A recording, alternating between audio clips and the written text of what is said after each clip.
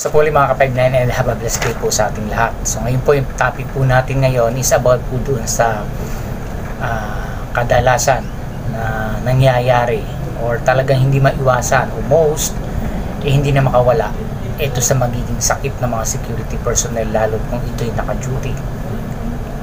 Yung tinatawag na pag-idlip. So ang topic natin ngayon is about paano ba natin maiiwasan ang pag-idlip or how we conquer napping.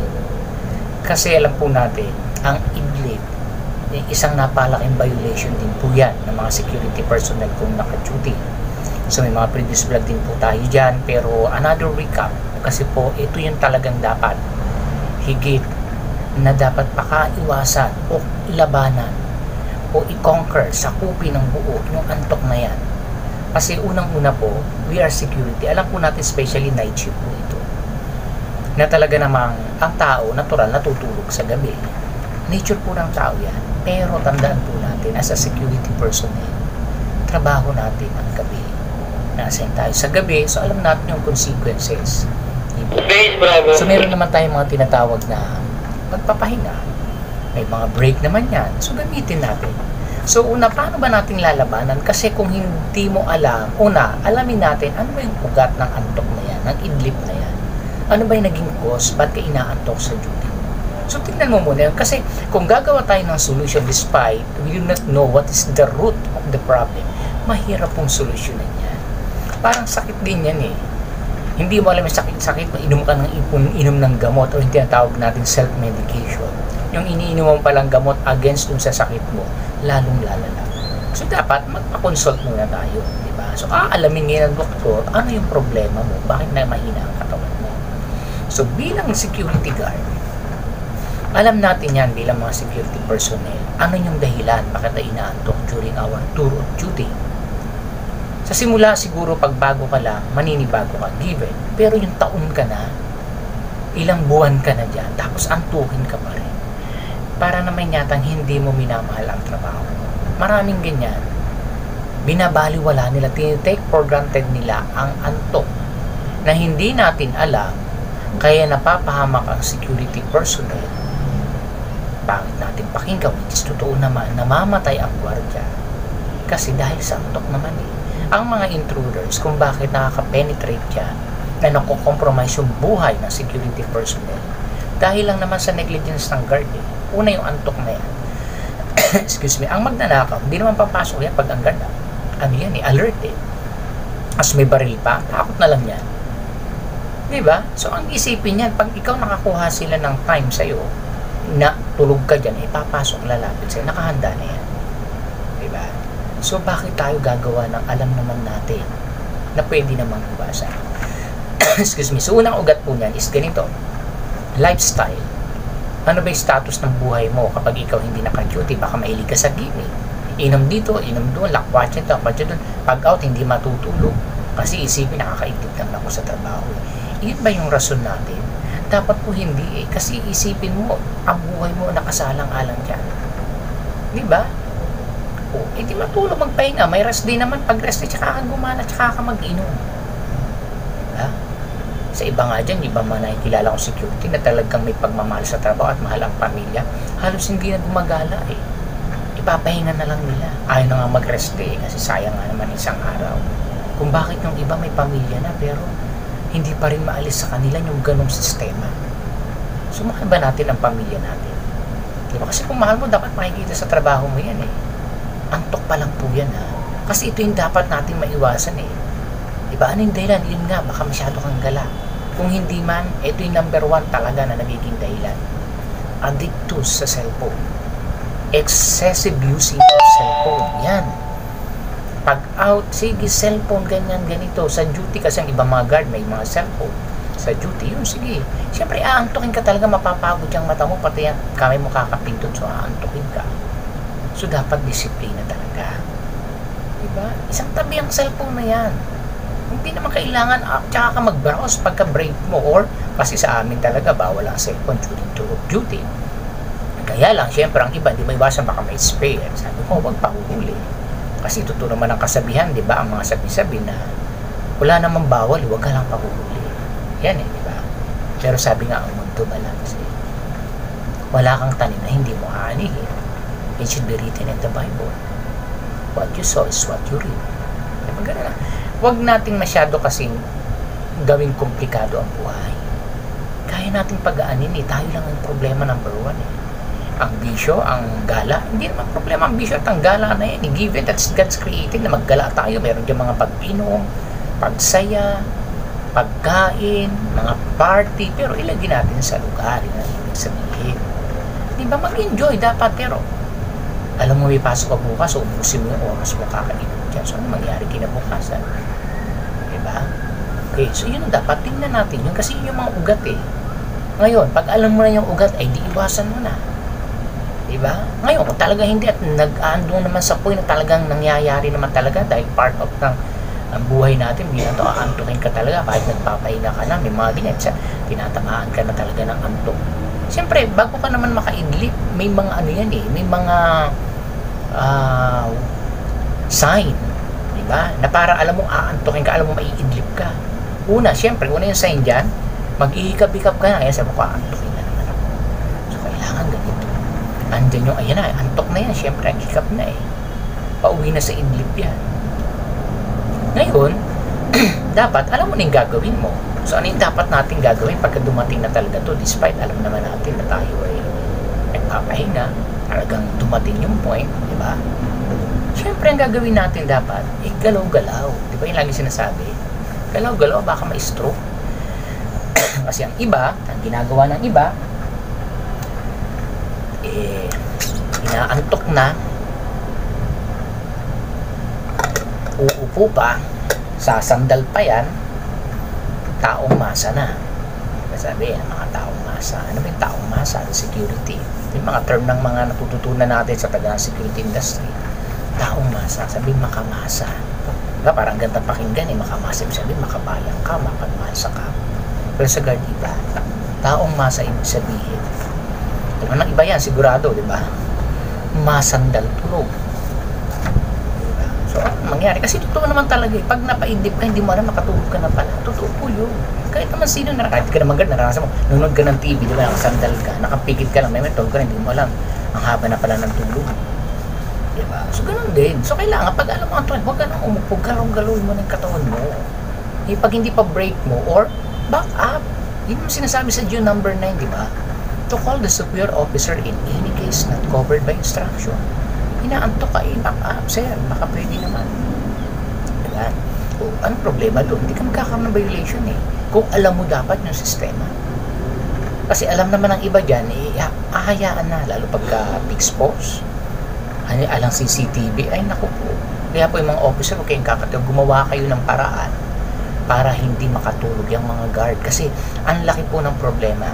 Mati-charge po sa mga security officer on duty yung tinatawag na command responsibility pag hindi tayo gumagawa ng paraan para mawala or makonquer yung antok ng mga security personnel natin.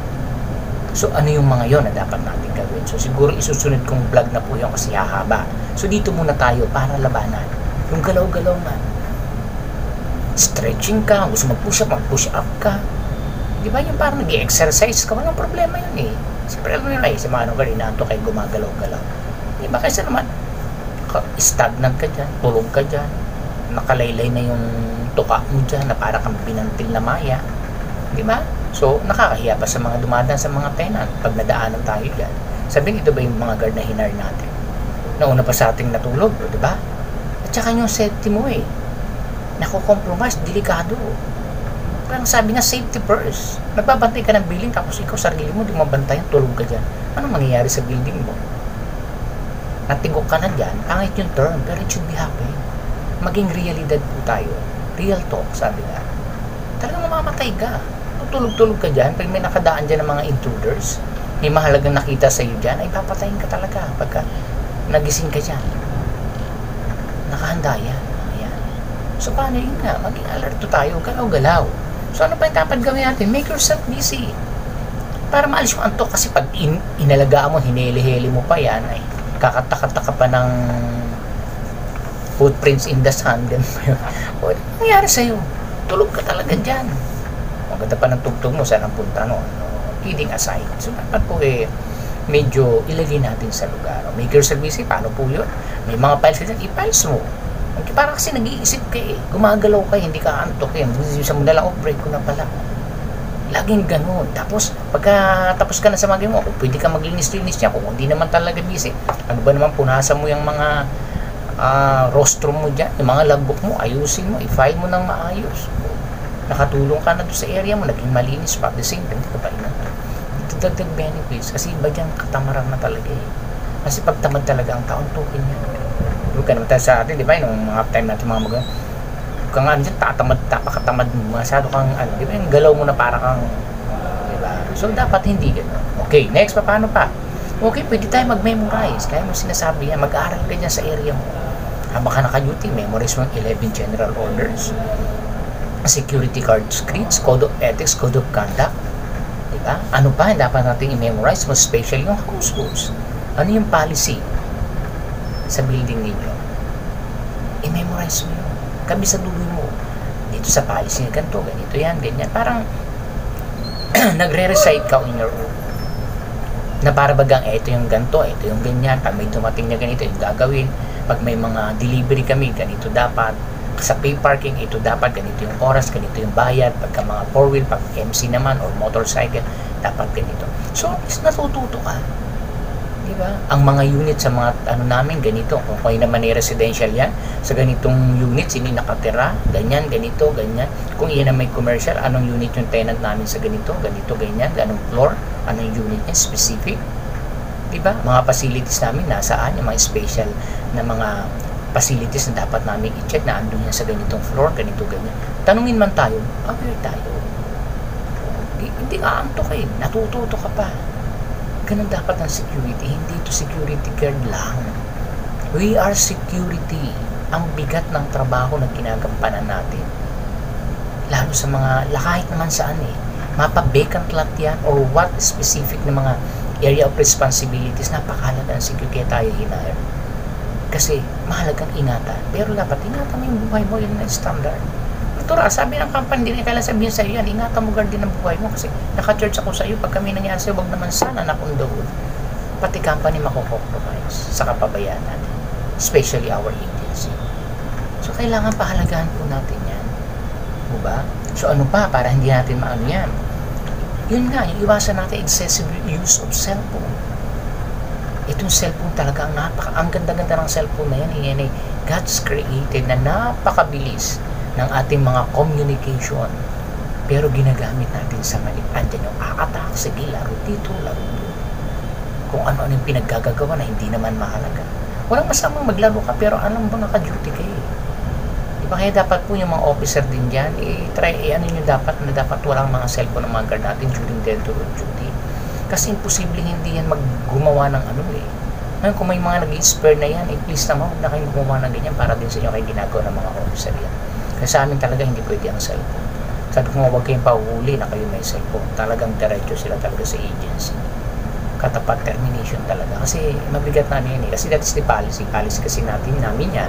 Susunod tayo. Kasi we are implementing policy rules. Tapos sarili natin policy, hindi ka makasunod. So, hindi ka susunod pa rin. Magiging ka pa rin sa trabaho, balakid ka pa rin. Magiging pabigat ka. Magiging ka, dapat asset of the company tayo. So, dapat ganun, dapat alam natin kung ano yung dapat bilang mga security personnel. Kayong antok ito yung una natin paglabanan mga security personnel. Especially naman ang security officer. Diba?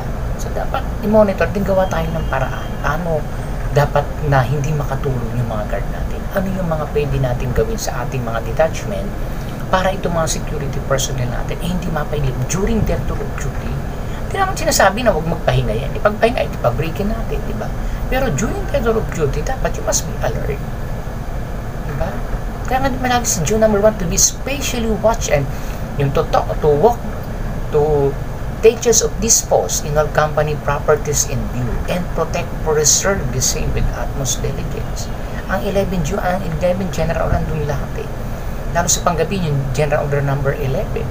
Yung to be specially watchful at night and during the time of challenging. to challenge all person on or near my post, and to allow no one to pass or loiter without proper authority. To be especially watchful at night.